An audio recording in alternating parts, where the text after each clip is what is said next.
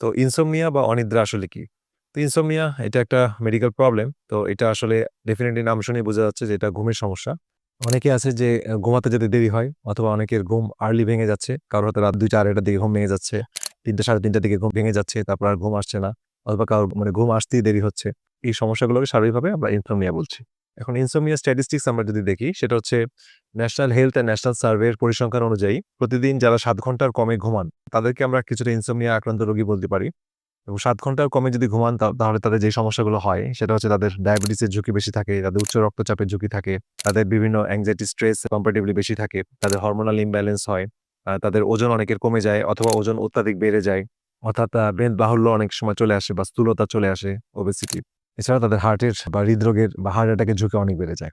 নারী-পুরুষ দুজনেরই ক্ষেত্রে ইনসোমনিয়া হতে পারে। তবে মধ্যবয়স্ক নারীদের ক্ষেত্রে কম্পারেটিভলি ইনসোমনিয়া ঝুঁকি একটু বেশি থাকে বা তারা বেশি আক্রান্ত হন।